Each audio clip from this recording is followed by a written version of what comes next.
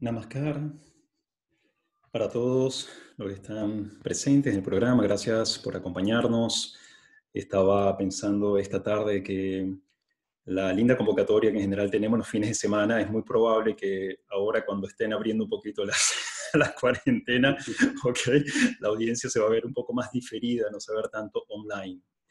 Les Claro. quería pedir por favor a todos que si pueden apagar las cámaras para que tengamos un mejor streaming, con gente sobre todo del interior. Bueno, acá en Buenos Aires también nos pasa, no sé cómo será en Oslo. Y, eh, y bueno, quería antes que nada,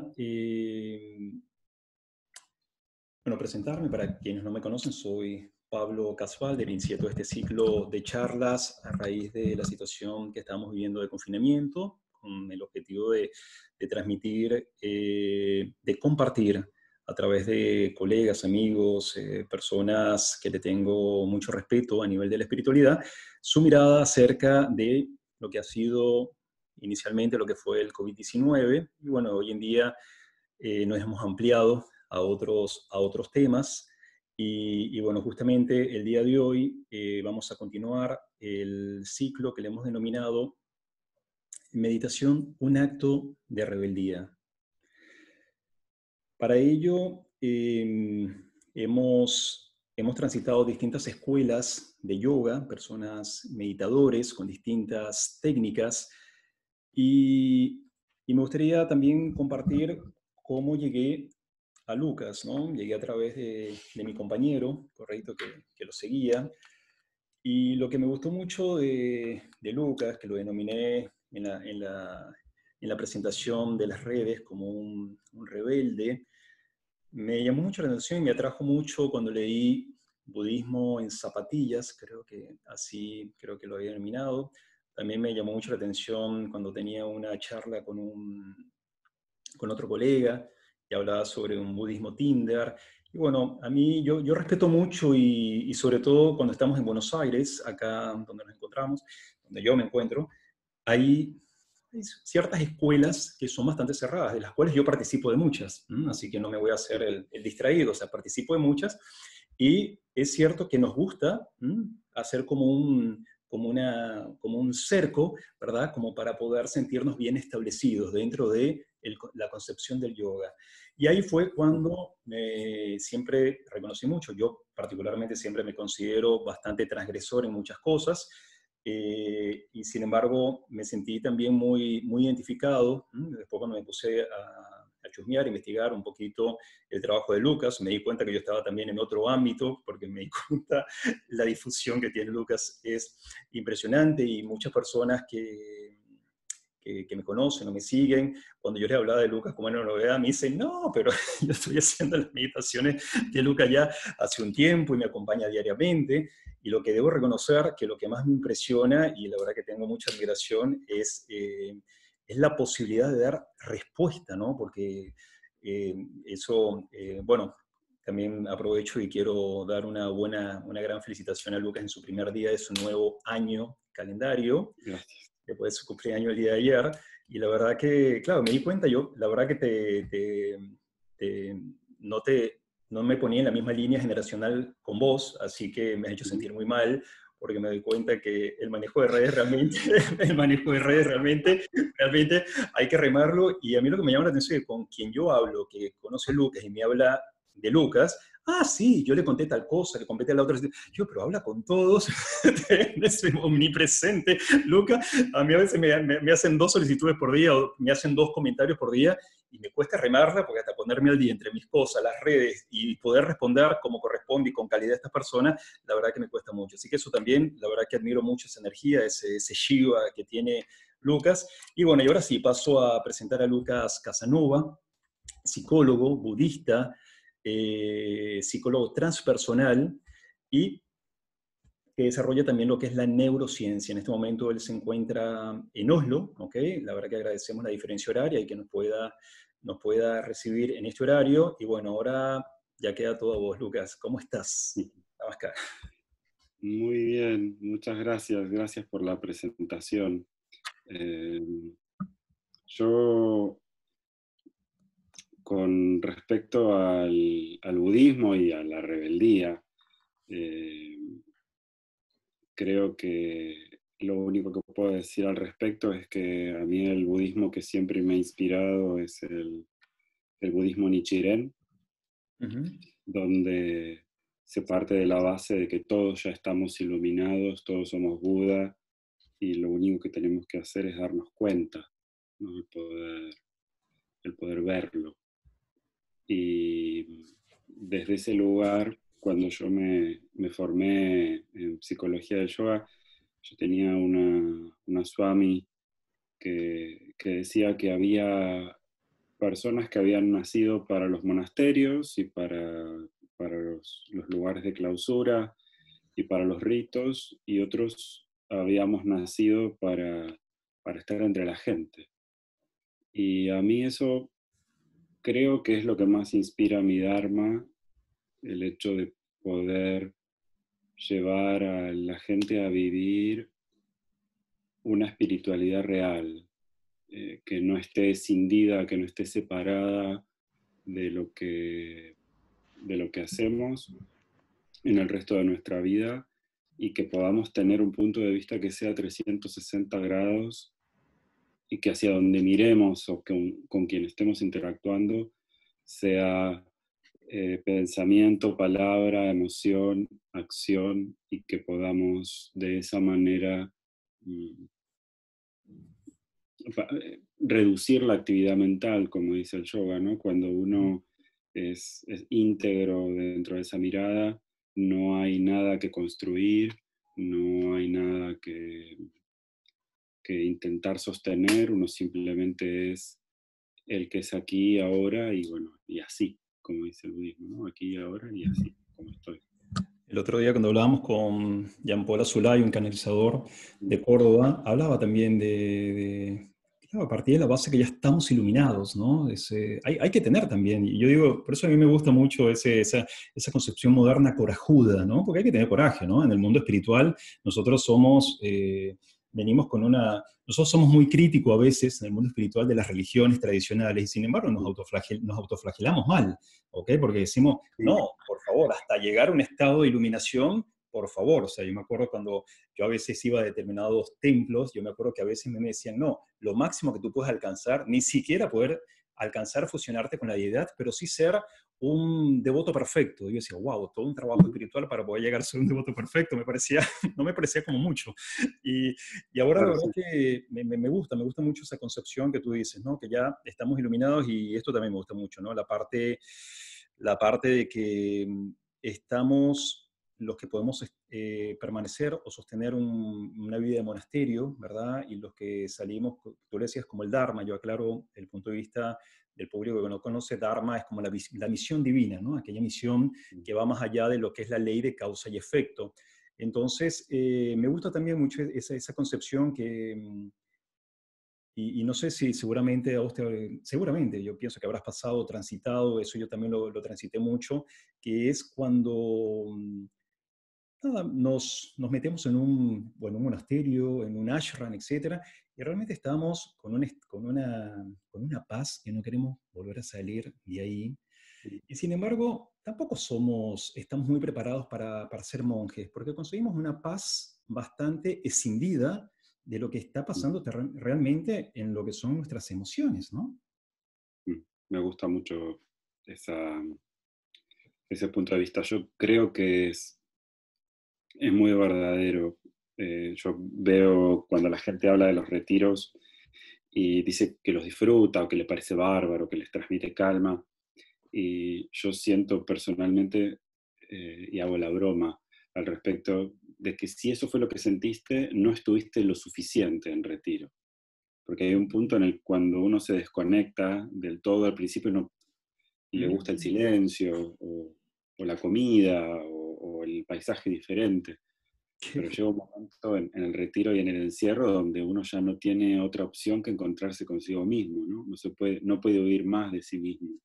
Y esa es la vida de monasterio, que es compleja, cuando uno ya no se puede escapar de sí, porque si existiera la posibilidad de que alguien pusiera un techo sobre tu cabeza, te pagase la comida y pudieras estar simplemente ahí en estado de adoración y meditación, parecería hasta como atractivo, ¿no? En un momento en el que el mundo se vuelve como muy agresivo, parecería hasta como atractivo poder estar en un claustro.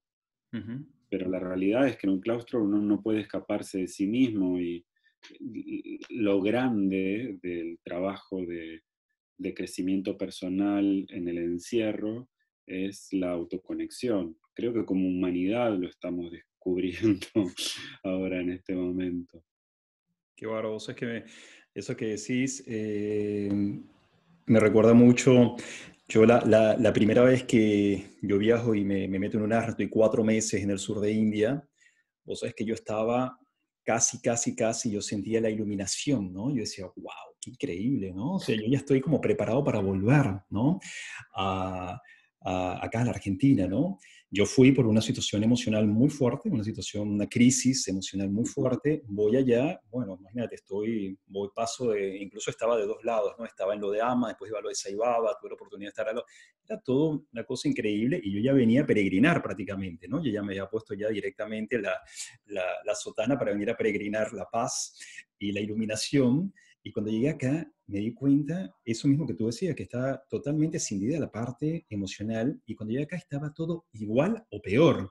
Y las mismas Sí, emociones de odio, fastidio, rabia, seguían estando sí. igual, y fue un shock terrible. Y eso yo también lo comparto para mucho, y me gusta mucho esto que decís, nunca lo había escuchado, me parece súper interesante, que cuando la gente dice, no, siento mucha paz, ¿cómo me tranquilicé? Claro, quien realmente está en una verdadera conexión ni lo comparte. ¿No? O sea, definitivamente, ¿no? No comparte ese estado, ¿no? Porque ya trascendes ese estado incluso, ¿cierto? Sí, inclusive en ese proceso de trascender o de crecer espiritualmente, yo creo que está la permanencia, o sea, que el truco es permanecer en el ruido, no permanecer en el silencio. Nosotros tenemos la idea de que la felicidad se alcanza cuando las circunstancias se ordenan. Y en realidad siempre vamos a estar a merced de las cosas que nos pasen. Si nosotros trabajamos en estar en paz con nuestras decisiones, estar en paz con lo que sucede en el afuera y en el adentro nuestro, entonces no importa lo que pase, nosotros nos vamos a mantener en el mismo eje. Eh, Si no, uno tendría que estar en guerra con el mundo, ¿no? Tendría que enojarse con cada cosa que siente que amenaza el eje en el que uno está. Eh, Para mí la espiritualidad contemporánea es ser piloto de tormentas, es el ver cómo uno atraviesa estas circunstancias vitales y aprende a surfear las olas, ¿no? Es como, yo lo veo como mentalidad de surfer, Ujú. elegir a qué ola me subo, a qué ola no me subo, estar presente, en contacto con el entorno y decidir cuidarse uno mismo. La, se dice que la calma son tres cualidades. La primera es la perspectiva, el saber que donde estoy yo no es una línea de tiempo y que no se ve amenazado por lo que pueda suceder, sino que algún evento puede intentar sacarme de ese eje y volver. La segunda es la no reactividad a las emociones fuertes, el saber que si hay algo que me está comiendo por dentro y tengo ganas de contestar un texto en un momento de rabia, eh, quizá tengo que dejar pasar ese momento, ese no es el momento para hacerlo.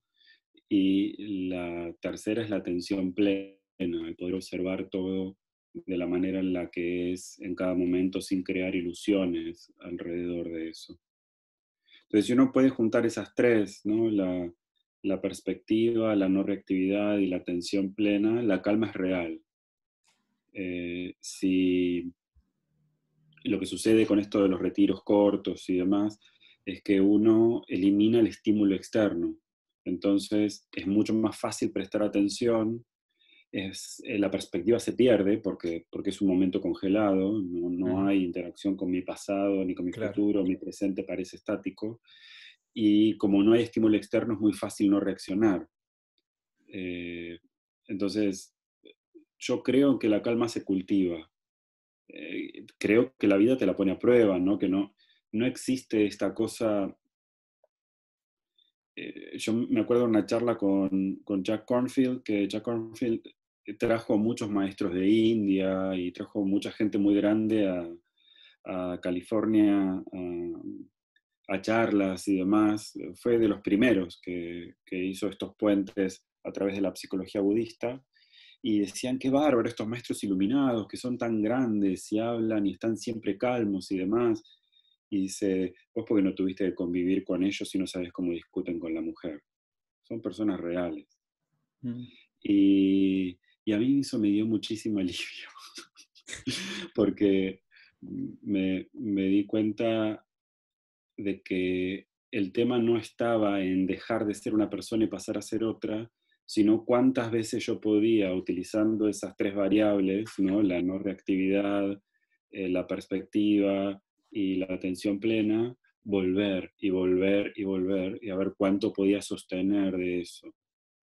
Es un músculo, a decir verdad. Interesante. O sea, es que a mí me pasa mucho también cuando maestros que uno tiene gran reconocimiento, admiración y crea a veces hasta un acto devocional, Claro. cuando, sobre todo, yo en realidad no estoy muy, hoy en día es raro que aparezca como un acto devocional hacia algo, ¿no? Un poquito más hacia la parte más estructural del yoga, digamos, ¿no? Pero fuera de eso no. Pero me doy cuenta muchos amigos que están en distintos grupos y siempre aparece como una gran decepción del gurú. Pasa algo a nivel terrenal que le pasa al gurú a través de las emociones, de lo que sea, que siempre puede llegar a haber alguna decepción. Y vos sabés que es muy gracioso porque yo me acerco mucho a esos gurús cuando yo encuentro justamente la imperfección de ese gurú. Me parecen súper admirables, me acerco mucho más, ¿correcto? Por un lado veo una gran decepción de Dios mío, por un lado a mí me da mucha más atracción. Pero sí, definitivamente como dices tú, ¿no? Yo te quería preguntar, me gustaría conocer tu visión acerca de el desarrollo de los sentidos, ¿no? Viste que nosotros en el tema del yoga, mm, en realidad, fuera de escuelas tipo Osho y otro tipo de escuelas, ¿verdad? Pero el tema de los sentidos es como que, viste, si nos vamos a la concepción de Pratyahara, que hay que buscar abstenerse, esa palabra que es tan fuerte para mí, de los sentidos, ¿cómo ves tú, cómo hace un yogi? Porque, bueno, no sé, yo te tengo medio identificado acá como un yogi urbano moderno, ¿no? ¿Cómo hace un yogi urbano moderno, como muchos lo que nos están viendo, como para poder, por un lado recibimos mucha información, ¿verdad? Desde lo académico, espiritual, sobre que los sentidos, lo que es, por un lado, el órgano sensorial y el objeto sensorial, lo que nos están siempre indicando es, bueno, con una tijera corta ese nexo. Ahora, cortando ese nexo, obviamente, terminamos nuevamente en vida de monasterio, estando acá en pleno lugar lleno de estímulos interesantísimos. ¿Cómo hace o sea, ¿qué consideras vos? O sea, el desarrollo de los sentidos, el disfrute de los sentidos, cómo no apegarse a ellos, o si nos podemos apegar, no sé, ¿cuál es tu visión de eso?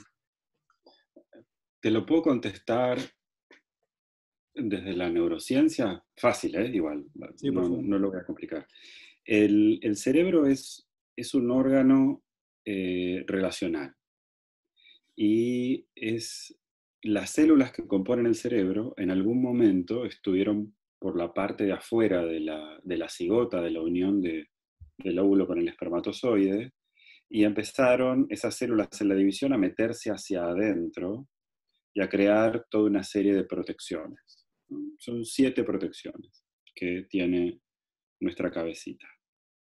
Todo lo que los sentidos reciben a través de nuestras terminaciones nerviosas, la vista, etc., son representaciones como lo veía la caverna de Platón, Ujú. no es real. Y yo creo que ahí nos confundimos. He tenido discusiones muy fuertes con gente muy respetable al respecto, así que lo voy a decir esto es lo que yo veo, ¿sí? No es lo que los grandes maestros dicen, que cuando se habla de Maya y de la representación del mundo y de entender que el mundo no es real, para mí, en mi humilde y absolutamente ignorante punto de vista, es eso. es que la representación que nosotros hacemos del mundo, o lo que entendemos de la realidad en nuestra mente, no es necesariamente, no entendemos las cosas como son, las entendemos como podemos. Nuestro cerebro está en una caja estanca, Ujú. metido muy por dentro, a través del cerebelo, que es la base del cráneo, recibimos, a través de donde la médula junta todas las terminaciones, recibimos impulsos que provienen de todos lados, eso es lo perceptivo, y después sobre eso el cerebro elabora lo que se llama la cognición, el conocimiento. Y entonces ya lo que cada uno elabora frente a lo mismo, vos podés estar, yo puedo haber dibujado un número en el suelo, vos estar parado de un lado y yo del otro, yo veo un 6, vos ves un 9. Los dos creemos que tenemos razón, estamos parados en un punto de vista que es individual y único, y la construcción que tenemos desde lo sensorial, confirmamos que lo que vemos es verdad, pero la verdad es que si cambiásemos de lugar sería diferente. Con respecto a lo del apego o no apego, yo creo que cualquier cosa que capture demasiado nuestra atención o que nos genere rechazo, no la podemos ver como es. Y el yoga es muy claro al respecto de eso, ¿no? Habla de los deseos y de las aversiones, y dicen que eso genera actividad mental. Con el tiempo, mi comprensión hoy, puede que mañana sea otra, sobre eso es que si algo yo me siento muy apegado o me causa mucho rechazo, no puedo tener atención plena sobre eso, porque me estoy defendiendo o me está chupando. Claro. Entonces, lo ideal sería poder estar en contacto, no rechazarlo, tenerlo acá al lado, y no tenerle miedo, ¿sí? Porque la compulsión, la aversión o el rechazo nos priva de poder verlo en su completitud. Si yo tengo que cambiar mi punto de vista y tengo que pararme en otro lugar para ver el 6 o el 9, tengo que poder dejar este lugar y dar la vuelta, o decir, o no temer no tener razón. Creo que una de las peores cosas que tiene el ser humano es que el pensamiento soporta cualquier cosa. Nosotros desde el terreno del pensamiento podemos definir lo que sea y puede ser lógicamente perfecto o inverificable. Ujú. Y eso nos aleja de la experiencia. Yo creo que la experiencia es la base de la espiritualidad. Habría que definir espiritualidad para eso, ¿no? Yo la defino muy sencillito. Yo creo que espiritualidad es sentirse parte de algo más grande que uno, por lo que sea, ¿no? O sea, ciencia, la divinidad, la raza humana, no sé. Sentir el deseo de conexión. Y para sentir el deseo de conexión, uno tiene que poder desidentificarse, decir, bueno, me paro en el lugar de Pablo, o Pablo se para en el lugar de Lucas, como lo que hacías al principio de la charla, que era decir, bueno, yo creía esto y ahora me puedo mover y ver la cosa desde otro lugar. Ujú. Eh, Eso yo creo que es un movimiento espiritual. Y que cuando uno es capaz de hacer eso, lo que percibe no lo come. Lo ves, es decir, sí, es lindo, eh, voy a seguir investigando, ¿no? No me voy a pegar a eso.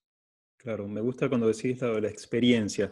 O sea, el pensamiento, vos decís que el pensamiento, tenemos la capacidad, o sea, se sostiene cualquier cosa a la mente, el pensamiento puede elaborar, no sé si digo bien la palabra, un mundo perfecto, o sea, o puede elaborar Sí, una concepción perfecta, y eso nos aleja mucho, ¿cierto? Nos aleja mucho de lo que es la experiencia. O sea, exacto. entonces, a lo mejor es interesante también lo que decís, porque la creación que ya entra dentro de la parte también de la fantasía, ¿verdad? De algo que podemos alcanzar, porque esto también lo acompaña la disposición para poder alcanzarlo dentro de un sistema de creencia, también me hace perder muchísimo lo que es la experiencia, ¿no? Porque nos están pasando un montón estamos perdiendo la percepción a un montón de sensaciones cercanas que no las estamos viviendo porque estamos muy focalizados en eso, ¿no?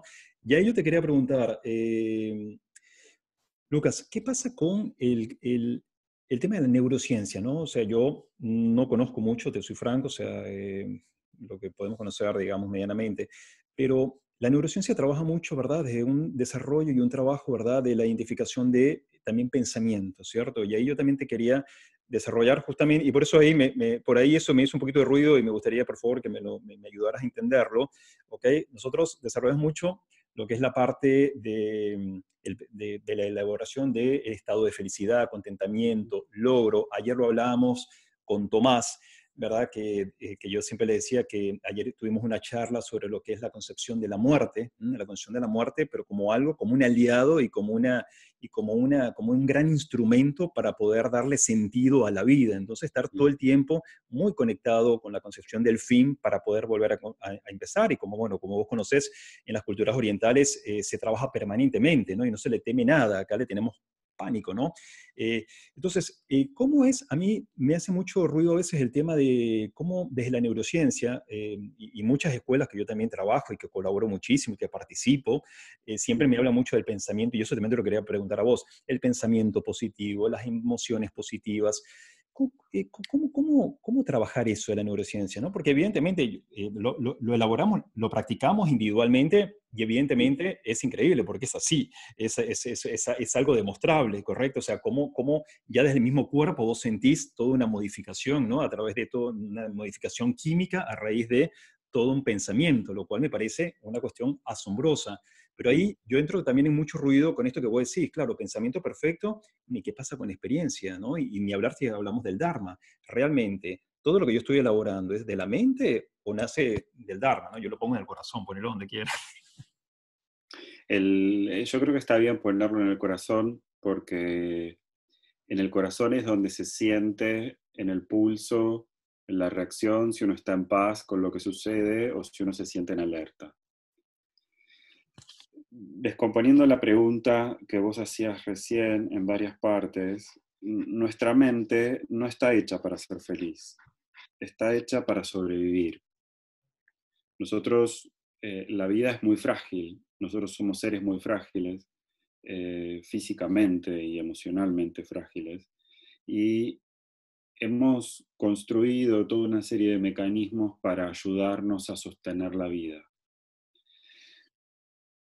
Y para nosotros la vida o el poder perpetuar este base que trae es una de las cosas más importantes, es nuestro programa principal. La neurociencia y la neuropsicología tratan de comprender, por un lado, el funcionamiento del hardware, que es el cerebro, y por el otro lado, el comportamiento del software, que es la mente. Y cómo, entre esta interacción entre software y hardware, sucede algo bastante particular, que es que por hacer mucho algunas cosas, el cerebro se comporta como un músculo y se modifica en su estructura. No es el mismo. Entonces, las personas que meditan mucho tienen un cerebro diferente a los taxistas que no tienen GPS, por ejemplo. Por darte un ejemplo bien claro y concreto de dos cerebros que hasta físicamente son diferentes. Como decía recién, nuestro cerebro está hecho para sobrevivir. Y eso de hardware venimos preparados con un sistema operativo que se encarga de garantizar la supervivencia. De software, nosotros le agregamos a eso una mejora, si querés, sobre el sistema operativo, que es la app, si la querés llamar así, de la felicidad. Nuestro cerebro tiene naturalmente un sesgo negativo, que es pensar lo peor para prepararnos para el peor escenario. Nosotros vivimos hoy en una sociedad donde no estamos a merced de predadores, no estamos en situaciones donde pudiésemos morir mañana de una enfermedad terrible, ni siquiera el COVID es tan peligroso como lo fue la peste negra, por citar algunas cosas que no son tan viejas en la historia de la humanidad, y nosotros reaccionamos frente al peligro de manera extrema. Eso activa todo lo que es la parte base del cerebro, lo que se llama el cerebro reptiliano, y estamos listos para el ataque. El pensamiento positivo lo que ayuda es a generar una química diferente, que es una química en la que nosotros no nos sentimos amenazados y sentimos que tenemos sobre las circunstancias una posibilidad positiva, valga la redundancia, de generar algo. Vemos las situaciones sin pensar en el peor escenario. Ese sería como el punto medio, y sabés que en el budismo el camino del medio es Claro. el recto camino, el óctuple recto sendero. El tema es que nosotros hemos, en esta sociedad contemporánea muy New Age, hemos caído en lo que yo llamo la positividad tóxica, que es que todo está bien todo el tiempo. Exacto. La verdad que eso es absolutamente inservible. No sirve pensar que todo es perfecto y que todo va a estar bien y que en algún momento se va a resolver, porque nos obligaría a entrar en una situación de sumisión completa a una especie de plan maestro que nos supera. En el budismo, uno tiene cada uno su dharma, y el dharma, para salir de la rueda del karma y no estar continuamente dando vueltas entre causa y efecto, se lo ve como el bien mayor, ¿no? Aquello que es bueno para mí y es bueno para todas las personas que están involucradas. Eso, en vez de ser un círculo, es una flecha. Eso es dharma. Ujú. Si yo consigo entrar en el Dharma me va a mostrar cosas que son positivas y otras que no. Y está bien que así sea. El Buda no creía que todo fuese perfecto, y el Buda no era neutral a las cosas que sucedían. Exacto. A él lo ponían mal las injusticias, y él consideraba que muchas cosas no tenían sentido y que eran completamente random, Ujú. que que no existía la justicia divina, que no había un orden maestro que tuviera todo arreglado y que mis circunstancias podrían no llegar a gustarme. Y él estaba en paz con eso.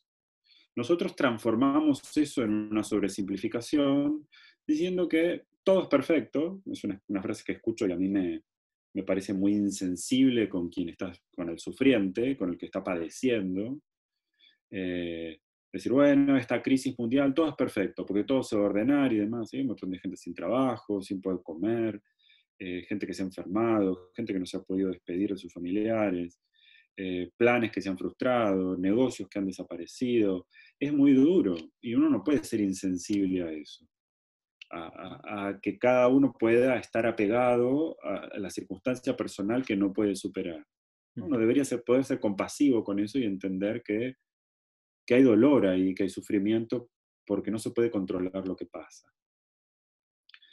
Entonces, mi camino sería, sí, el pensamiento positivo es beneficioso, modifica la química interna y modifica también la forma en la que yo me vinculo con el otro, porque, por ejemplo, yo, no sé, podría haber estado nervioso porque nos íbamos a encontrar hoy y mi pensamiento positivo es, no, Pablo es una muy buena persona, va a estar todo bien, la gente es muy amable, y entonces eso cambia mi disposición y mi química. Y otra cosa sería la ridiculez de pensar, todo es perfecto, yo no tengo que preocuparme por nada, esto es genial, todo lo que salga va a estar bien, y cometer el error de no ser compasivo, cuidadoso, respetuoso, eh, por, por como una especie como de engreimiento.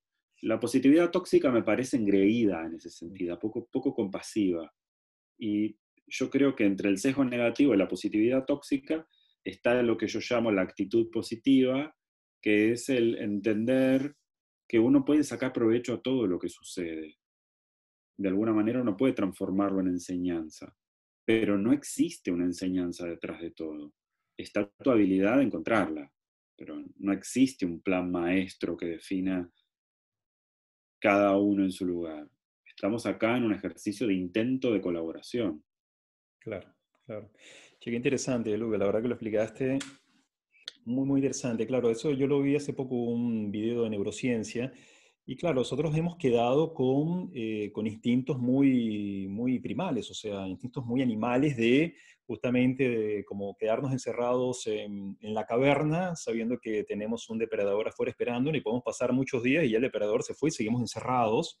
Y Sí. entonces me pareció muy interesante la concepción de eso de positividad tóxica. Eso me parece súper, súper, súper interesante tenerlo y yo creo que todos deberíamos ser muy, muy atentos a eso porque también eso nos conecta mucho con la insensibilidad, como también vos has dicho, ¿no? El plan es perfecto, ¿no? Lo del plan es perfecto, está todo.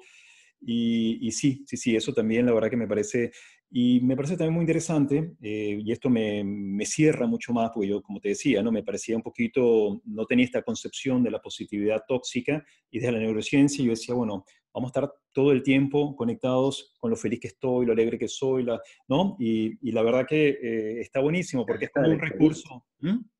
Te aleja de la experiencia, que es eso Claro, que yo uno... siento, yo lo visualizo siempre a través de los centros energéticos. Y bueno, yo entiendo que como estamos siempre muy conectados con los centros energéticos que tienen que ver con la materia, con la supervivencia, con la alimentación y bueno, con todo eso, como tenemos todavía y hemos quedado, ¿no? Qué loco, ¿no? Qué falta de evolución del ser humano, que hemos quedado con esos instintos, ¿verdad?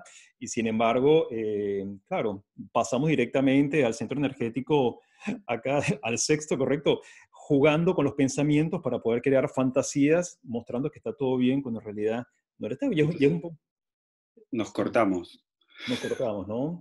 Así que, qué interesante, Lucas. La verdad que muy clarísimo, clarísimo. Yo te quería preguntar, Lucas, ¿qué es que... eh, y al público que vos llegás, ¿no? También vos llegás a mucho público joven, ¿no? Y eso también tiene mucha curiosidad y justamente me lo había notado para hacerte la consulta. ¿Qué pasa? ¿Por qué llega, vos has llegado a un público que es muy difícil a veces de alcanzar, que es la juventud? ¿Qué pasa? Por qué, supuestamente, por qué encontramos el interés espiritual cuando ya estamos más crecidos? Por un lado, ¿no? Te hablo a nivel cronológico, ¿no? Porque siempre mucho más a la gente mayor, más grande. Y segundo, ¿por qué más a las chicas? ¿No? Y disculpe por el comentario, ¿no? Pero siempre, viste, en relación, no sé qué te pasará a vos, pero en mi relación, si yo digo de 10 8 son mujeres, la verdad que me quedo corto, ¿no? Yo te diría que no sé si 9, ¿no? Y ese uno que queda, somos personas que también somos bastante amplias, en todo sentido, que es lo más gracioso de esto, ¿no? Y diversas. Así que bueno, quería conocer también un poco, ¿cuál era tu opinión, ¿no? Porque...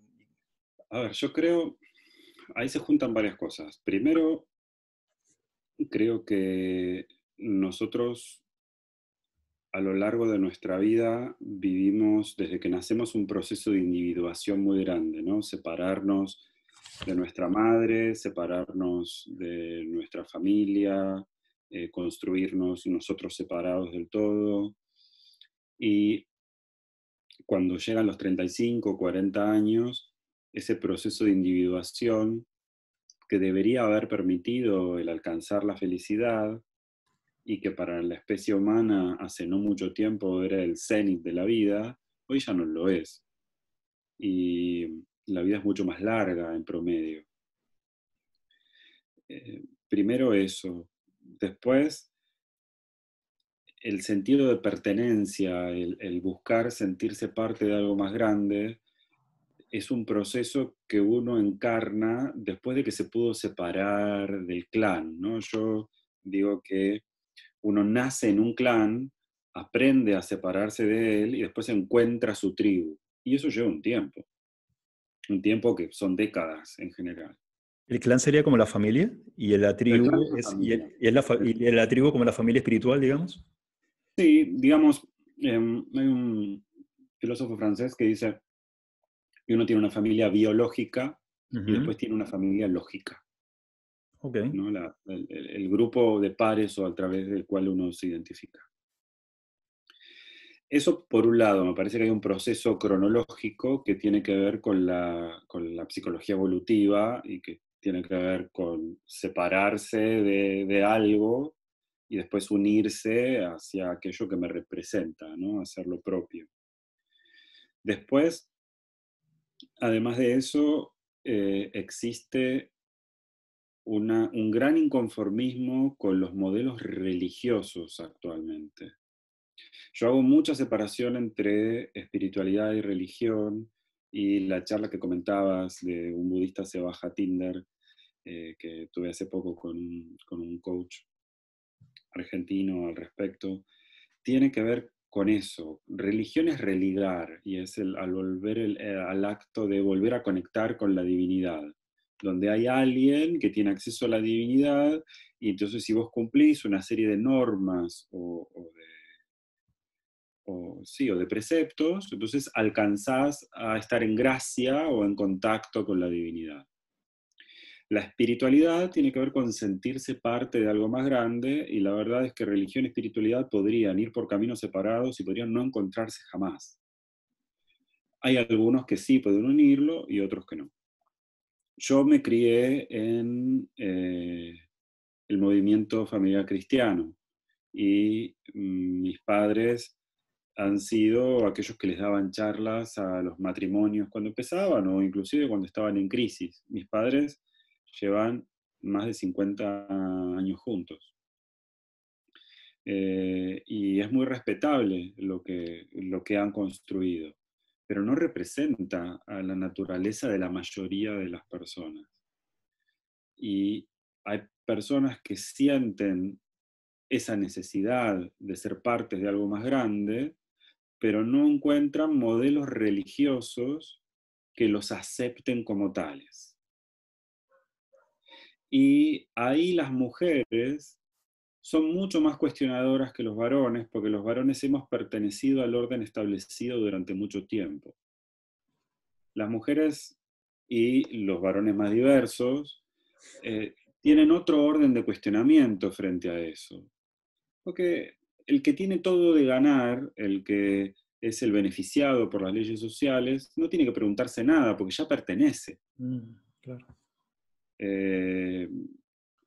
Entonces, yo noto también ahí la proporción quizás, sí, 80-20. Y, y tiene que ver también con un proceso en el que mucha gente se siente rechazada por aquello que sentía que pertenecía, ¿no? Rechazada o por su familia, o por la sociedad, o porque hizo todo lo que supuestamente debería haber hecho para ser feliz y luego no sucedió. Entonces ahí empiezan los cuestionamientos. Creo que es un acto de rebeldía hoy pararse en ese lugar, y esta definición que yo hago del budismo en zapatillas tiene que ver con que no es en sandalias, no es descalzo, Uh-huh. es poder llevar la mirada budista a lo contemporáneo. Hay personas que lo consideran muy prosaico, y yo lo entiendo y lo respeto, y entiendo que hay formas de vincularse con la divinidad que están más regladas. En el caso del budismo Nichiren, es mirar hacia adentro, la divinidad es lo que habita en uno, y Claro. también es reconocer la propia iluminación. Si lo lleváramos al modelo terapéutico, psicológico, se parecería mucho al ACT, a actitud y compromiso, ¿no? Estaríamos muy validando que las emociones que sentimos son las correctas, que después tendríamos que ver qué hacemos, ¿no? Como el Dalai Lama que dice, no hay emociones malas, lo que hay es demasiado apego a una emoción, ¿no? El enojarse a veces está bien, y Aristóteles decía que era lícito enojarse con la persona correcta, en el tiempo justo, durante el tiempo indicado, y daba toda una serie de especificaciones diciendo, bueno, enojarse ahí está bien, tener miedo también, hay momentos en los que está bien, sentir ansiedad también está bien. El tema es el camino del medio y la moderación. Y si para ser moderado hay que ser un sannyasin y estar con una bata naranja y bordó y la cabeza afeitada, y renunciar a todos los placeres terrenales y demás, es un precio muy alto para la moderación, y la sociedad no funciona a base de monjes. Claro, Cada claro. uno tiene su lugar, y me parece que uno puede entrar en ese lugar de la moderación y ser feliz y estar contenido por donde está. Y en ese sentido me parece que las generaciones más jóvenes se están empezando dando cuenta antes de eso, y, y muchas mujeres se lo están preguntando, porque, porque la sociedad empieza a evolucionar hacia un lugar de igualdad mucho más social y de género y demás, mucho más avispado. Claro, claro. Vos sabés, cuando vos decías lo de las religiones, ¿no? Yo decía que, fíjate, más allá del budismo, ¿verdad? Que es otra cosa, ¿no? cercana, ¿no? Con la misma filosofía, la misma llegada, pero en el hinduismo, yo siempre admiré mucho, lo que admiro mucho en el hinduismo, muchísimo, es el sentido de practicidad, ¿no? Es un pragmatismo absoluto, ¿no? Ellos Mm, son como contadores de karma, o sea, tienen un pragmatismo que ellos hablan sobre que el samadhi, que sería como la iluminación, sería no, es la iluminación del samadhi, eh, tú lo puedes alcanzar por dos vías, ¿no? O lo alcanzas por un método a través de la devoción, lo que sea el Bhakti Yoga. ¿No? Tú puedes ir ujú. directamente al Bhakti Yoga siendo un devoto perfecto. Entonces, elige una deidad, porque es casi una posibilidad de elección, ¿verdad? O sea, con las infinidades y miles Hay de deidades. tantas prácticas en el hinduismo, o tantas formas de vivir el hinduismo como practicantes. Exacto, ¿no? Entonces, vos puedes ser, o sea, a vos te puede servir, y eso es lo que a mí me encanta del hinduismo. La devoción está mucho más allá de una verticalidad entre la deidad y el devoto. No es que estás arriba y estoy abajo, no, no, no. Es una simbiosis en la cual yo utilizo ese instrumento. ¿Por qué? Porque el acto devocional como un instrumento, como un ejercicio, es el que me va a llevar a un estado de iluminación. Pero no es obligatorio. Yo puedo optar o por un sistema devocional, el Bhakti Yoga, o directamente por identificarme, ¿correcto? Con el Dios que soy internamente, ¿no? Con la deidad que en realidad yo mismo soy, encontrarme conmigo mismo. Entonces, a mí me resulta interesante porque ellos tienen abiertas ambas opciones y ellos pueden elegir, o sea, ellos pueden elegir el plan A o el plan B. Y en realidad son como instrumentos, ¿no? Por eso yo digo que yo veo que hay mucha gente y yo siento que sobre todo en nuestros países que tenemos una educación judeocristiana, que deben sentir tanta soledad, por un lado, yo imagino que debe haber muchas personas que hemos sido criados, ¿no? Con, con educación, en el caso mío también cristiana, justamente terminamos siendo muy reactivos a algo que naturalmente también nos puede ayudar a alcanzar un estado. Y sin embargo, nos sentimos totalmente excluidos, ¿no? Y yo digo, yo imagino que muchos también acá se deben sentir con esa soledad. O sea, es como, hay una filósofa francesa que estoy tratando de entrevistarla, que a mí me encanta, perdón, canadiense, que me encanta, que habla siempre de la, cómo tenemos una necesidad natural de buscar la reacción. ¿Pero para qué? Nos gusta ser rebeldes, ¿no? Pero por eso yo te dije el otro día que vos eras un rebelde con causa. Somos rebeldes solamente por ser rebeldes, para seguir el juego dual, ¿verdad? Dual, con el no rebelde, ¿no? Y en este caso ella hablaba de las ovejas blancas y las ovejas negras, y que todos los que no estamos conformes con un status quo, ¿verdad? Con estereotipos, etcétera, siempre buscamos ser las ovejas negras. Pero dice que en definitiva son todas ovejas. Entonces terminamos siendo exactamente lo mismo. Y lo que Claro. busca, dice, no, lo que tenemos que buscar es dejar de ser ovejas. Tenemos que buscar Mm, ser caballos alados, dice ella, ¿no? mm. Pero Me bueno, encanta. eso es algo más o menos que yo creo que tiene que ver mucho con esto que decís también de las religiones, y también creo que sería muy bueno, porque yo también estoy sintiendo, yo cuando inicié este ciclo, empecé hablando de religión, empecé justamente a hablar con religiones reformistas, tanto el judaísmo como el cristianismo, y, Sí, sí, muy interesantes las charlas que tuviste. y viste que es como que también yo veo que es como que se está haciendo un gran esfuerzo también, porque también está perdiendo muchísima fuerza. Y la verdad, si bien están perdiendo fuerza porque, bueno, porque si no se modernizan, correcto, y no dan respuesta, y yo siento que también nos han robado un poquito ese pedacito devocional que ya viene cargado en el ADN, la verdad que nos los han quitado porque hemos tenido la necesidad de ser rebeldes, digamos, ¿no? Rebeldes y bueno, y buscar otros caminos, ¿no? Lucas, creo que, mira, por temas de tiempo, yo le quiero avisar a toda la gente que nos está acompañando que puede ir escribiendo las preguntas para Lucas por el chat. Yo tengo uno por acá, por el grupo mío que yo tengo de WhatsApp, que es demasiado, Lucas, son muchos. Ya estoy pudiendo leer la de Facebook, pobre. Hasta la semana pasada no leía ninguna y después me acordé, claro, la gente que está en Facebook no va a responder por Zoom. Es un poco, son cosas de gente grande, preguntas de gente grande. Eh, Preguntan, Lucas, ¿cómo ves el tema de la espiritualidad entre Europa y nosotros acá en América? O sea, ¿cómo, encuentras mayor sensibilidad, mayor desarrollo, más avanzado? Yo creo que Europa misma también es un mundo aparte entre el sur y el norte. Ujú.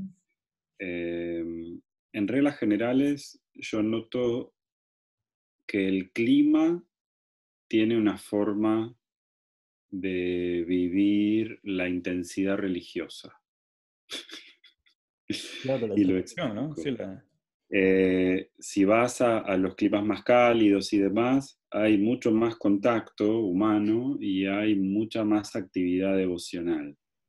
Cuando vas a los climas más fríos, está la cosa más aislada, más monástica, y cuando te vas ya directamente a lo más inhóspito, ya directamente la vida espiritual tiene mucho de interno. Ujú. Eh, yo creo que no hay una diferencia de tiempo como la que existía hace no tanto entre Europa y Latinoamérica. Creo que existe a nivel de las instituciones políticas quizás una menor velocidad de transformación, porque nada, las instituciones políticas llevan más tiempo a modificarse. En Europa hay varios estados que el gobierno está separado de la iglesia, en América es más raro eso, y se le sigue pidiendo a los candidatos políticos que tengan una conducta religiosa determinada, que es la que se identifica con la bandera del país. La verdad es que eso en Europa importa bastante poco. Lo que cada uno crea religiosamente o cómo esté construida su familia, o inclusive la orientación de su deseo o su identidad de género, Ujú. no, ahí sí se nota un cambio a nivel político, pero si a nivel social yo tengo que hablar con la persona de a pie y con un alumno en mi clase de yoga aquí y uno en Buenos Aires, lo que cambia es que las personas en los climas más templados o cálidos son más expresivos y en general son más expresivos también con lo devocional y las personas en los climas más fríos son un poco más reservados, un poco más para adentro. Pero nada más.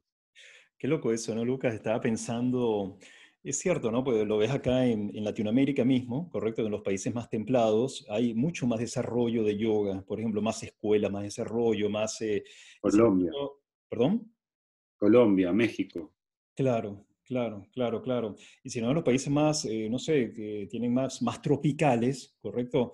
Yo veo que no hay, ¿sabes qué? Yo pienso que hay mucha más expresividad, ¿no? Como tú dices, es más simple, ¿no? Es más simple, ¿no? Yo viví muchos años en Venezuela y justamente yo me fui a Venezuela porque quería algo más retorcido intelectualmente. Yo estaba harto de la simplicidad. Llegué acá y cuando me di cuenta que era tan retorcido, quería volver y decía, "Ay, claro, Hay yo que me buscar, hay que buscar la zona media. Claro, claro, yo decía, bueno, ¿para qué? Me sirvió ser tan retorcido para buscar justamente la simplicidad, ¿no?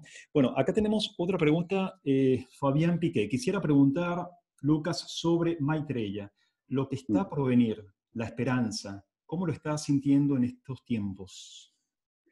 Yo yo tuve una profesora de Vedanta que se llama Consuelo Martín y Consuelo decía hay que abandonar toda esperanza, porque la esperanza proviene en el castellano al menos, proviene de la espera.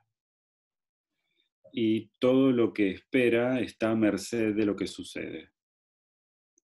Si uno quiere sacarle provecho a lo que está por venir, tiene que poder verlo sin apego y sin rechazo.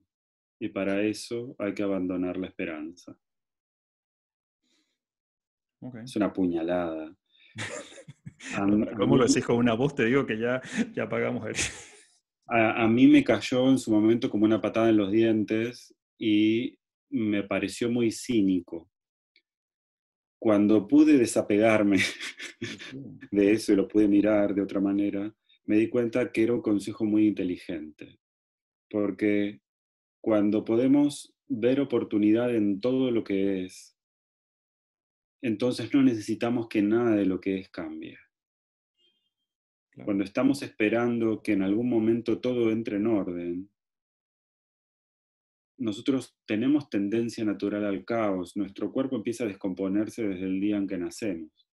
Nosotros nos empezamos a morir desde el día en que nacemos hasta que un día nuestro cuerpo ya no puede sostener más la unidad.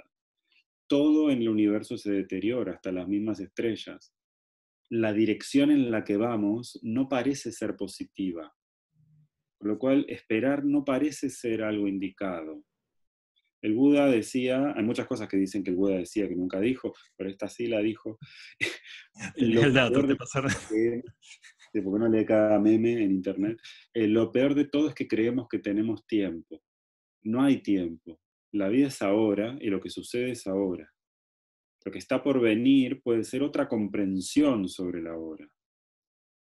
Pero yo me quedo con esa frase de Consuelo Martín, que es, hay que abandonar toda esperanza.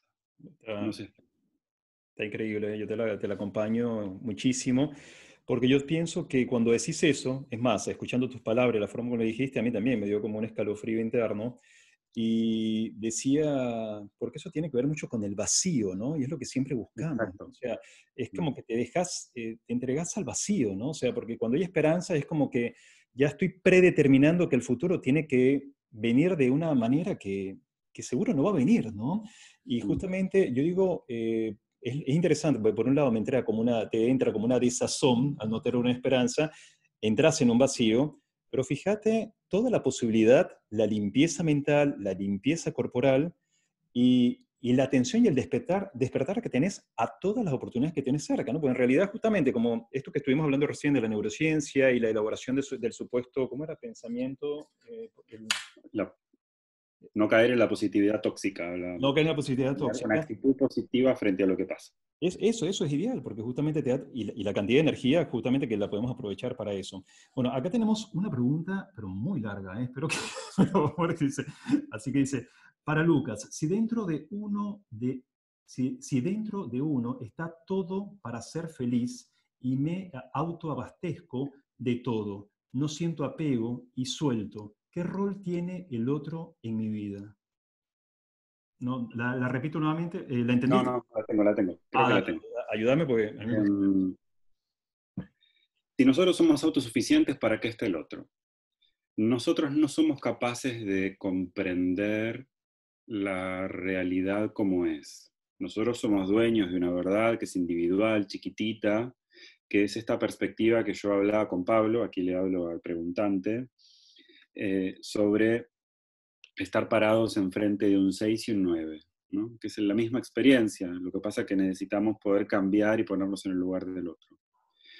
Hay otro cuento que habla de un gran cuenco de sopa y un montón de gente hambrienta alrededor y que decían que el peor castigo era que cada uno tratase de comer de ese cuenco con una cuchara de mango largo, donde nadie podía comer por sí mismo, pero sí podía alimentar al otro.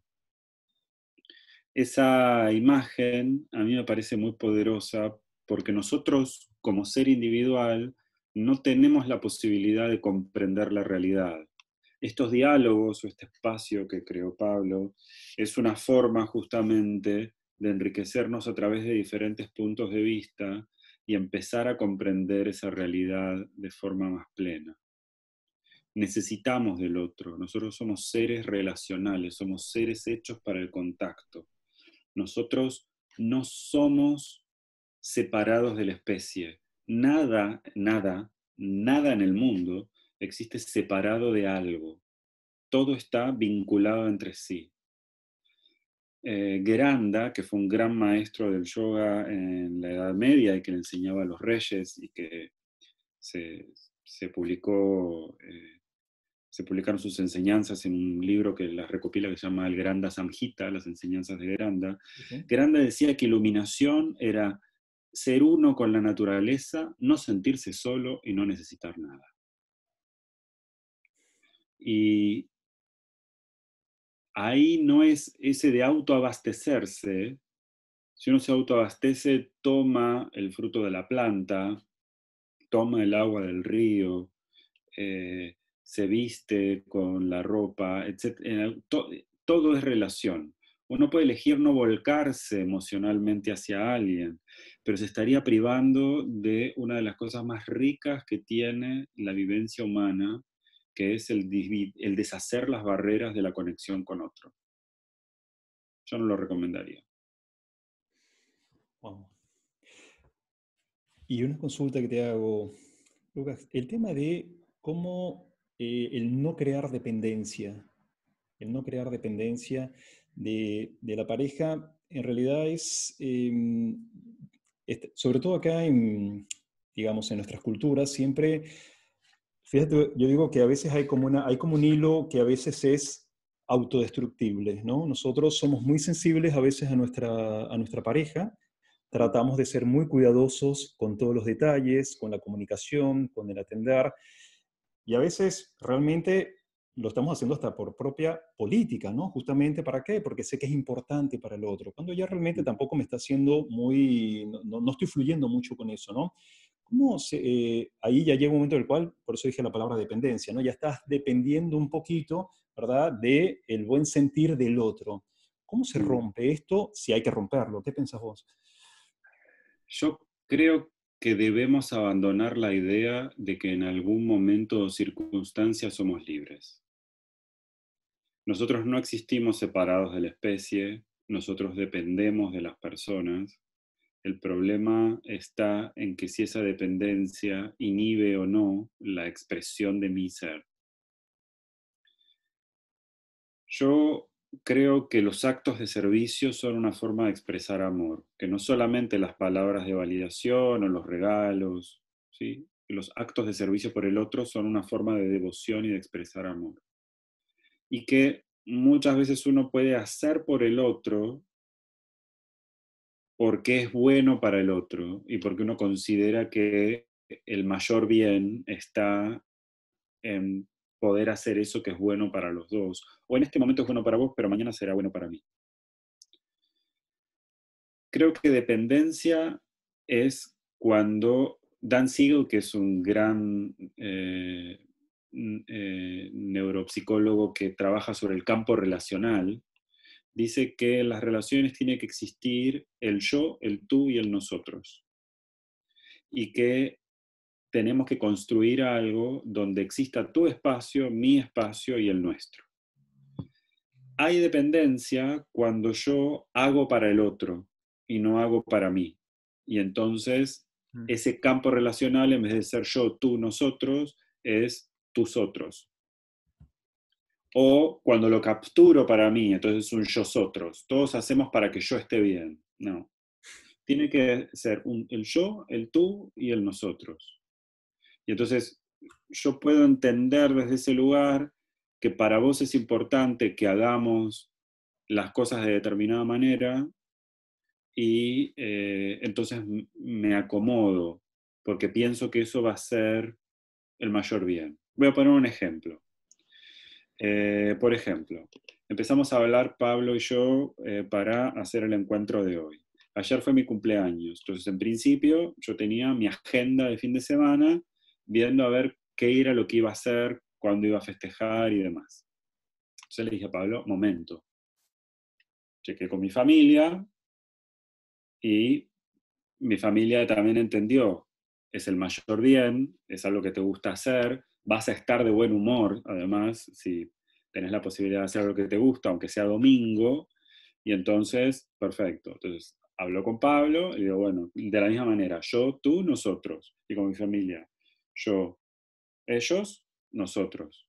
Entonces, el equilibrio también está en el poder construir relaciones que sean circulares y no relaciones que sean piramidales. ¿Sí? Entonces, si el campo relacional es yo, tú y nosotros, está perfecto. Si empieza a ser plano inclinado y entonces es toda la energía va hacia un solo lugar, entonces sí es dependencia y entonces ya deja de ser circular. Qué bueno, qué lindo eso de relaciones circulares. Me pareció muy motivador, muy motivador.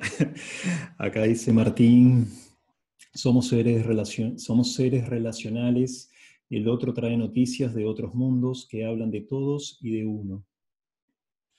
Acá te respondió Rosana cuando de la pregunta de las relaciones, que era la que no había mencionado su nombre, dice, responde a tu respuesta diciendo, es lo que sentía, pero todo el tiempo hay una tendencia a decir que no se necesita de nadie, a soltar todo gracias a ambos.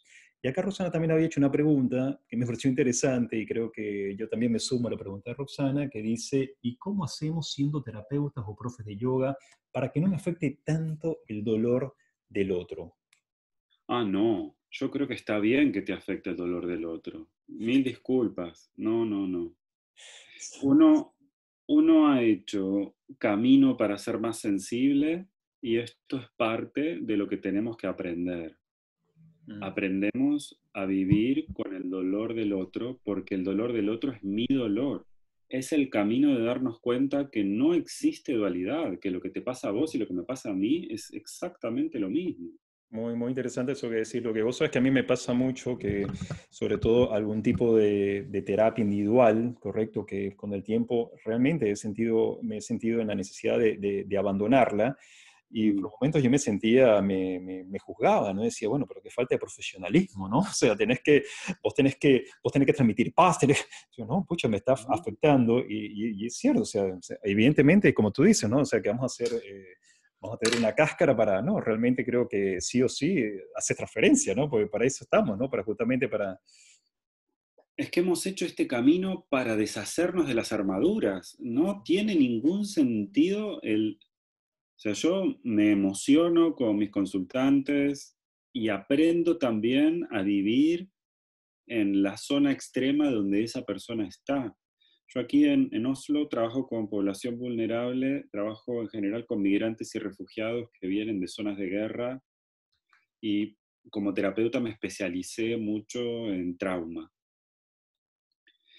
Tuve yo una historia personal que no viene al caso y que no es motivo de esta charla, muy dura, que me hizo también trabajar sobre eso, y entonces hablo de lo que conozco, en definitiva. Ujú. Trabajo sobre lo que yo he tenido que trabajar sobre mí también. Eso me ha ayudado a poder estar presente en la sombra del otro. Y Pema Chodrón, que para mí es una gran maestra, y hay un librito de Pema Chodrón que yo empecé a leer antes de empezar con cualquiera de todas estas cosas en la vida, antes de mi primer clase de yoga y demás, que se llama Cuando todo se derrumba. Maravilloso. Pema dice que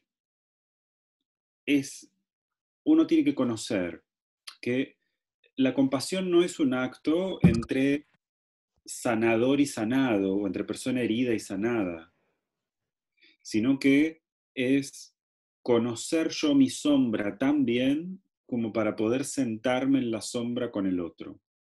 Claro, para acompañar, ¿verdad? Sería como para acompañar la sombra. Es un acto de Buenísimo. acompañamiento, nada más. Entonces, si el dolor del otro me come, hay algo que yo vivo en merma.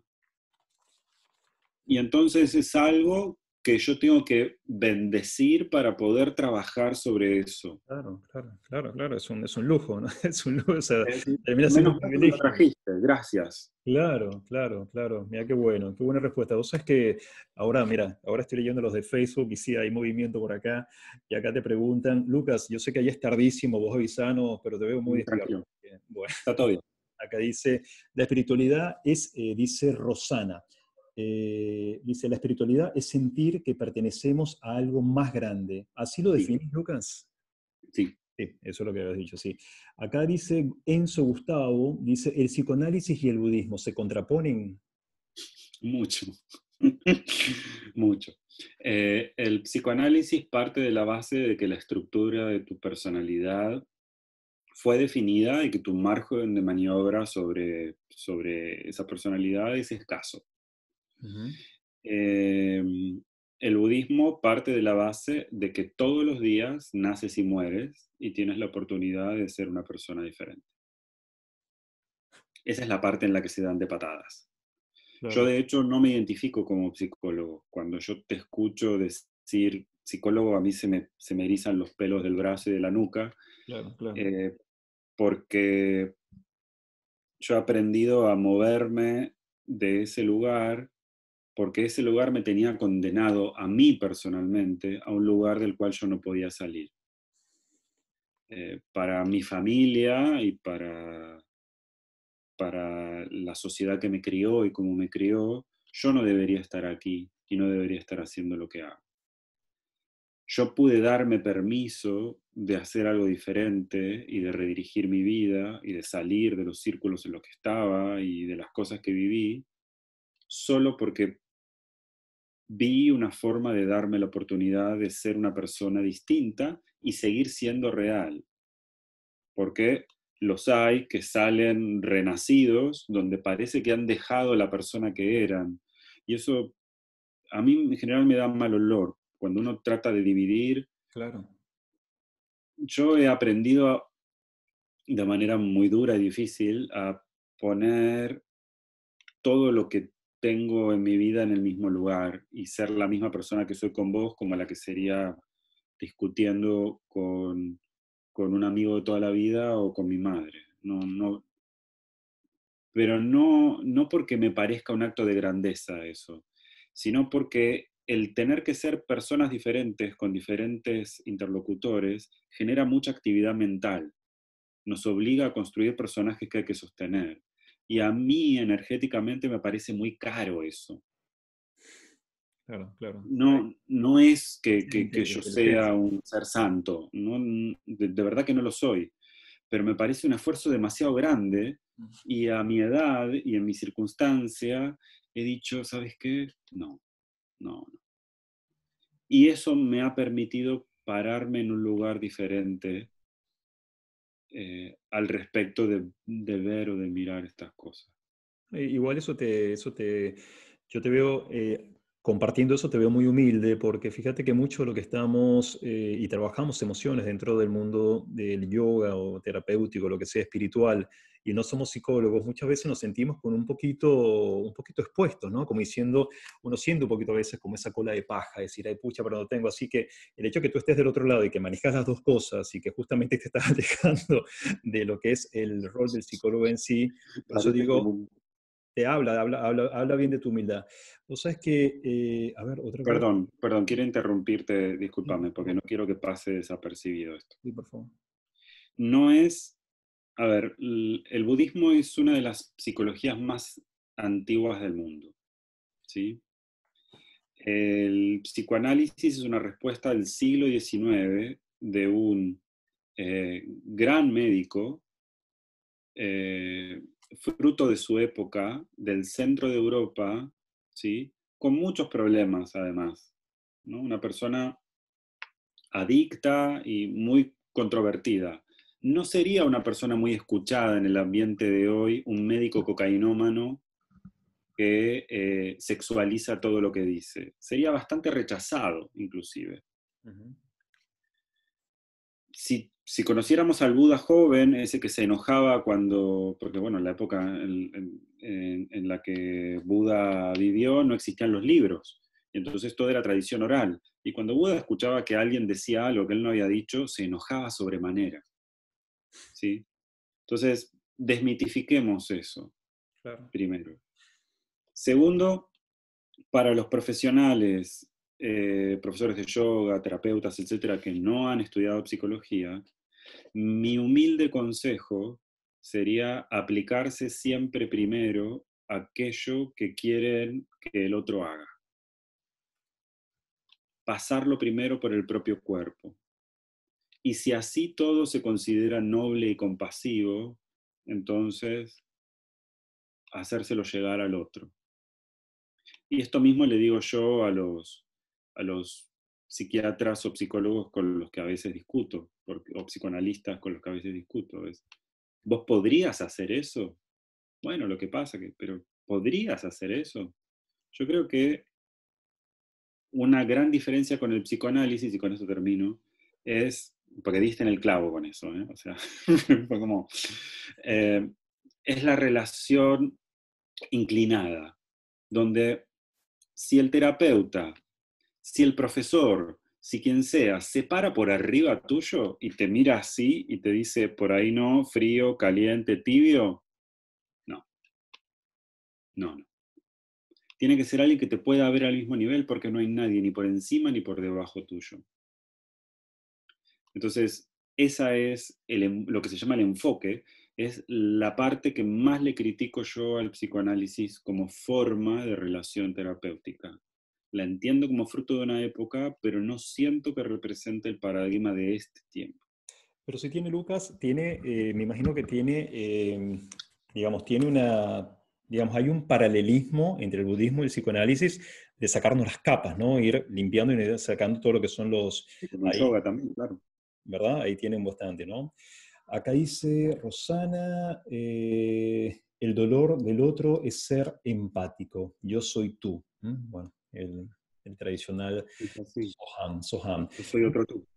Lucas, como para ir cerrando, te quería pedir si podrías dar como unos tips de yogi urbano moderno a los que están escuchando, a los que estamos escuchando.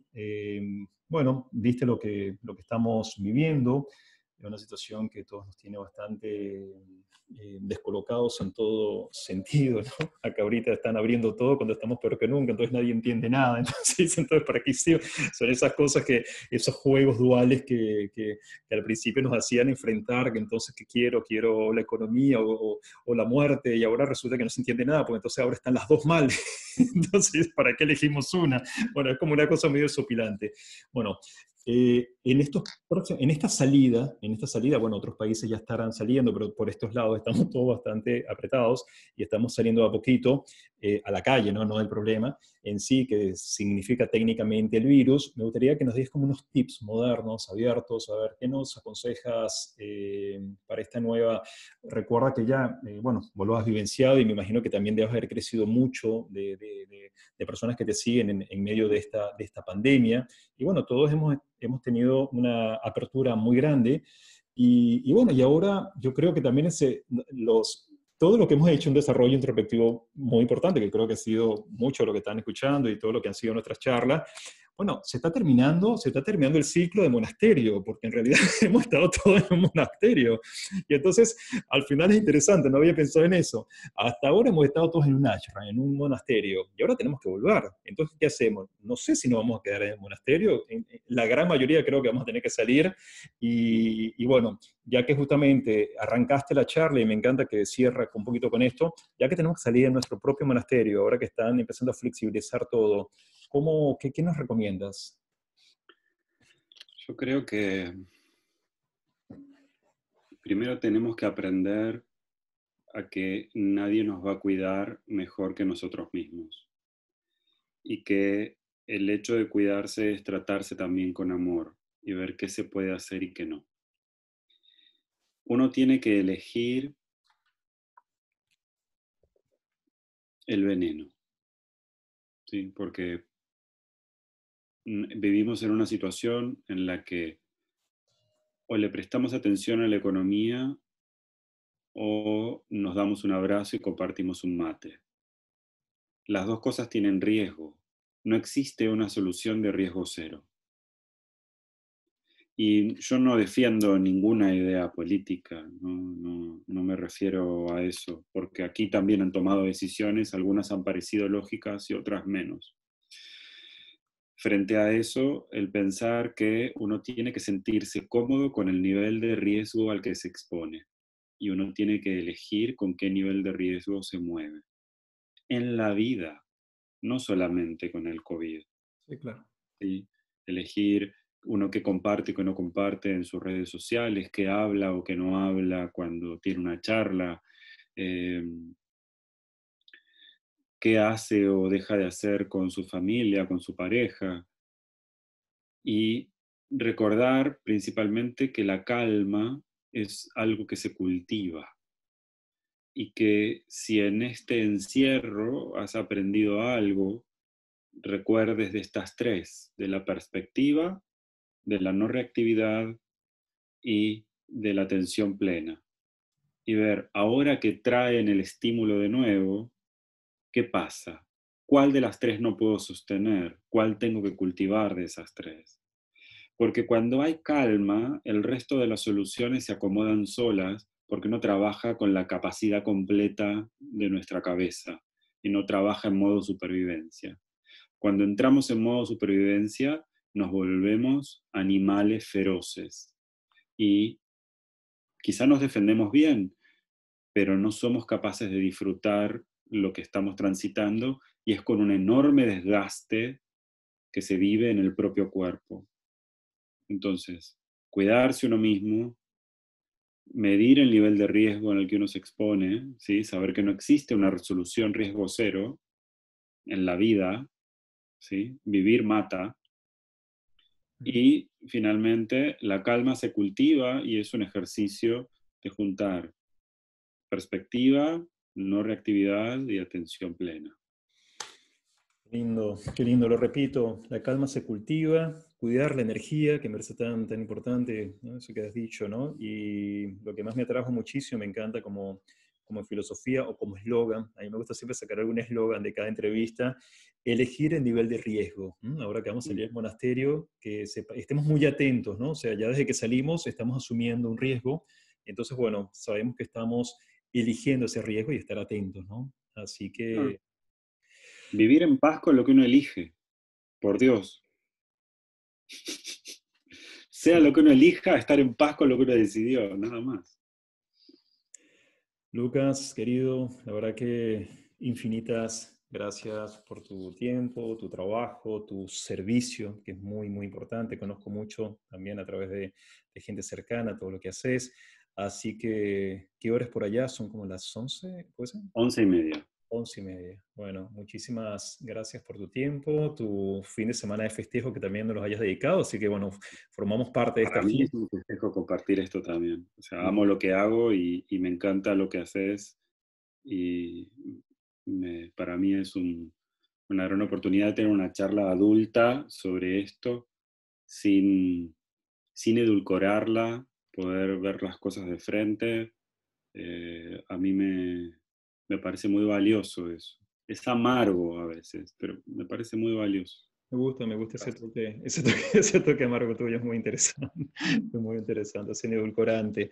Así que bueno, también quiero agradecer a todos los que han participado por Facebook, por acá, por Zoom, las preguntas, el interés. Esta charla va a ser subida a YouTube, a la cuenta Pablo Casvalder, y también, bueno, ya está igualmente grabado en Facebook. Aviso parroquial muy cortito, el miércoles y viernes a las 19 horas vamos a estar con el yoga Soul Dance, ¿ok? Que lo estamos trabajando, Buenísimo. una experiencia muy interesante que va del cuerpo al ser y después del ser, bueno, viene a habitar nuevamente el cuerpo, ¿no? Desde el movimiento del Hermoso. ser. Experiencia integrada, me encantó.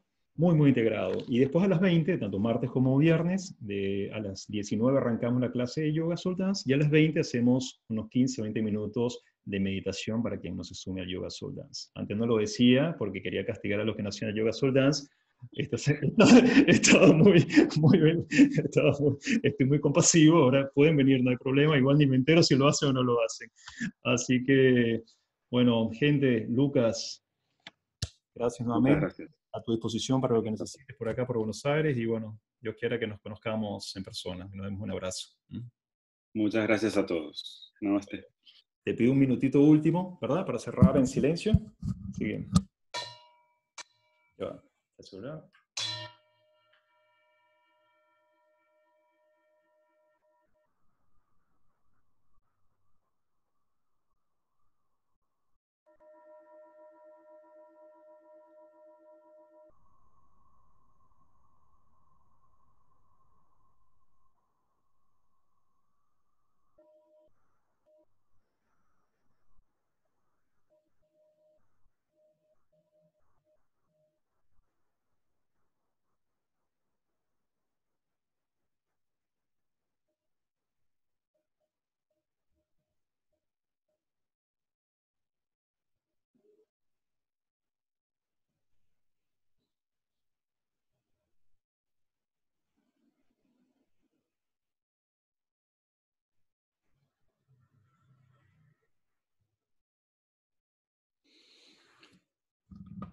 Lucas, Muchas a, gracias. a vos, ¿eh? Buenas noches por allá. Buenas Gracias noches. a todos, chicos.